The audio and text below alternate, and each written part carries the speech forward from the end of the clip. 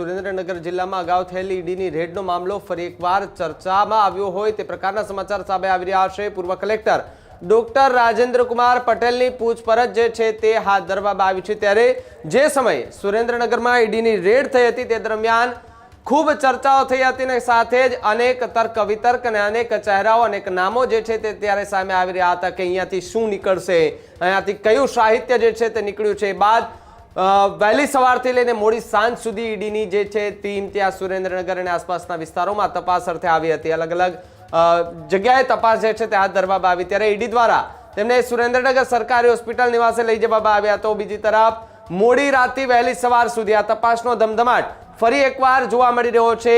ઈડીની 3 જેટલી ટીમો દ્વારા સર્ચ ઓપરેશન જે છે તે ફરીવાર હાથ ધરવામાં આવ્યું।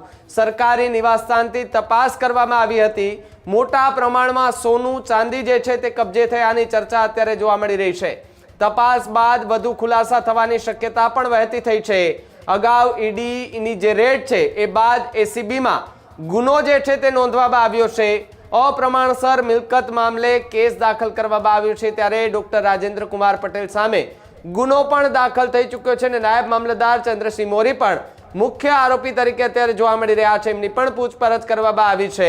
તો વાત કરવામાં આવે તો સુરેન્દ્રનગર જિલ્લામાં ઈડી ટીમો દ્વારા અગાઉ કરેલ દરોડા અને સર્ચ ઓપરેશનનો મામલો પૂર્વ કલેક્ટર ડોક્ટર રાજેન્દ્ર પટેલના સાથે લાવી તેમના સુરેન્દ્રનગર ખાતેના સરકારી નિવાસ સ્થાને પૂછપરછ હાથ ધરવામાં આવી। મોડી રાતથી વહેલી સવાર સુધીમાં ઈડીની 3 ટીમો દ્વારા તપાસનો ધમધમાટ શરૂ કરવામાં આવ્યો હતો।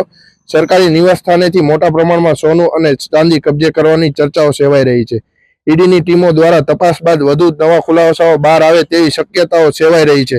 અગાઉ ઈડી રેડ બાદ સુરેન્દ્રનગર એસીબી કચેરી ખાતે જિલ્લા કલેક્ટર ડોક્ટર રાજેન્દ્ર કુમાર પટેલ, નાયબ મામલતદાર ચંદ્રરાજસિંહ મોરી, કલેક્ટરના પીએ જયરાજસિંહ ઝાલા અને ક્લાર્ક મયુરસિંહ ગોયલ સામે અપ્રમાણસર મિલકત અંગે ગુનો નોંધવામાં આવ્યો છે।